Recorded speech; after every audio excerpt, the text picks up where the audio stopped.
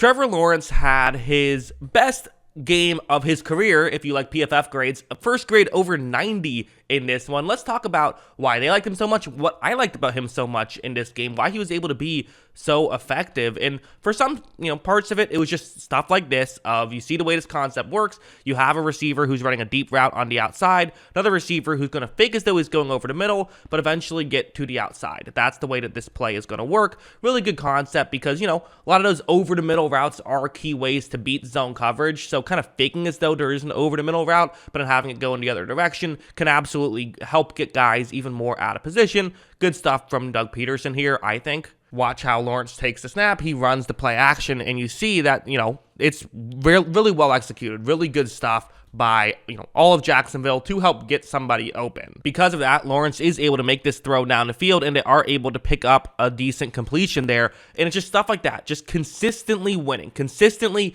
getting guys open, and Lawrence consistently hitting those guys. I mean, this is what he did in college, right? Was guys were consistently getting open, but he was consistently putting the ball exactly where you wanted him to put the ball, which is what made him such an effective college prospect and why people were so high on him coming out of college. Again, it can be little stuff like this, which, at first glance doesn't seem like that big of a deal. It's a cover 2-man, just a little route over the middle where you, again, faking as though you're going over the middle and going to the outside. This stuff can work, especially against a team like Tennessee. But, on a third down, you're trying to get just to the 45-yard line, so you'll need a couple yards here. It's one of those plays where it's not the biggest degree of difficulty, but it's so important. And being able to get these as consistently as possible is the difference between playoff teams and non-playoff teams. And, if Jacksonville lost this game, their playoff hopes would be completely dead. Now, they're not completely dead. They just got to make up one game in the next 3 weeks, and then they play Tennessee week 18. If they can do that, they would be playing for a playoff spot, as crazy as it sounds, in week 18. But before they can do that, they have to convert this play. So watch what happens. Lawrence takes the snap. Lawrence is going to look down the field. And again, you see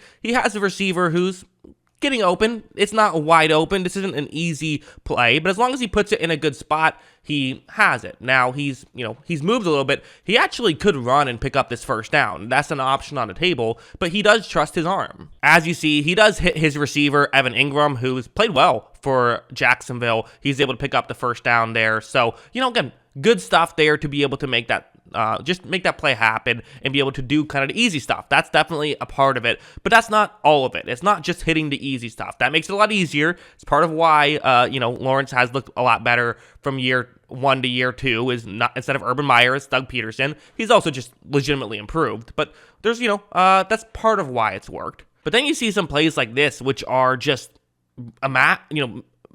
incredible that this happens, where what's going to happen on this play is it is a cover 4 zone that's going to happen here. And again, it's going to be Evan Ingram on this play. That is going to be the target for Trevor Lawrence on this play. So, okay, you can kind of see how it can work out, but it doesn't seem like it's a great opportunity here for it to be a completion where, again, a lot of guys down the field. It's going to be a tight window. Right when this play begins, you can see both things. You can see how it could get open, but also why it's going to be tough. I mean, this is going to have to be a great throw and a great catch for this to be a touchdown, right? Well, no, not exactly. Instead, it's just a great throw. I mean, look at that. Look at that throw. That's unbelievable that he threaded it perfectly. The ref called it incomplete, but that was a touchdown, and that's just an incredible throw from Trevor Lawrence to be able to pull that off. I mean, that's insane. And again, how many quarterbacks in the NFL make that throw? There's a few, right? But this is why Lawrence was such a hyped up prospect. There were issues, like, when I went and watched his game, I said,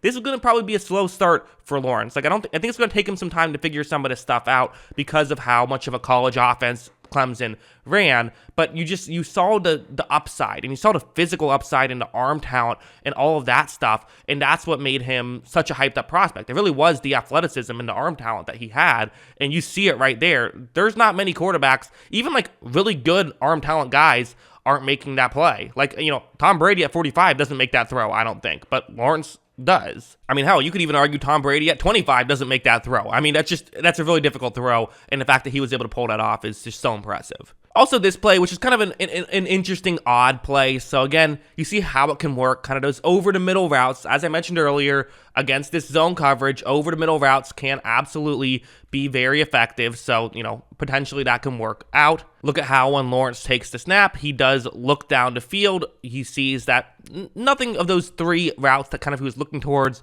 are really open here. Good defense by Tennessee as they've covered all of that up. So, okay, there's a check down route. That's something you could look towards. But look at what Lawrence does. Watch him scramble out, find as much time as possible. And so for a check down route to realize, hey, I got some space down the field, he runs over and picks up way more yards than you would have thought you would get on that play. He ended up getting like a 17-yard gain on a play that really had no business gaining any yards whatsoever. And, these are what the best quarterbacks do. It really is. You can get a lot of places by just doing the simple stuff, by just throwing to the guy who's open. Kirk Cousins has put up incredible statistics at times just by doing that. There's more ways to add value above and beyond than just scrambling out and finding guys to hit, but that's the most obvious one, and that's the way that, you see guys like Josh Allen and Patrick Mahomes and now Trevor Lawrence be able to just get these plays that these other quarterbacks aren't getting. And when you're adding that much value, it's part of why a great quarterback can completely change the makeup of a football team. And again, there's just stuff like this, just good plays where it's going to be a man coverage play. It's once again Evan Ingram who, had a great game in this one, ton of yards, couple touchdowns. This was his second. It's cover zero right here is what the Tennessee Titans. I don't know why I always get Titans and Texans confused. I guess the names are similar, same division, but no. Titans, what they're going to do here is, all out blitz, one-on-one matchups across the board. That's what they're doing. So, basically, if you're Lawrence, find a matchup you like, throw it up, hope for the best. That's typically the strategy. Lawrence takes a snap. Lawrence, as of this point, has to make his decision. Just me personally, the way Tennessee ran this play of the cover zero, but they did it in a way where they kind of disguised it. Just not a huge fan of that decision. If you're going to do cover zero, just do cover zero. That's how I view it. Because, the whole appeal is that the quarterback has to get rid of the ball quickly.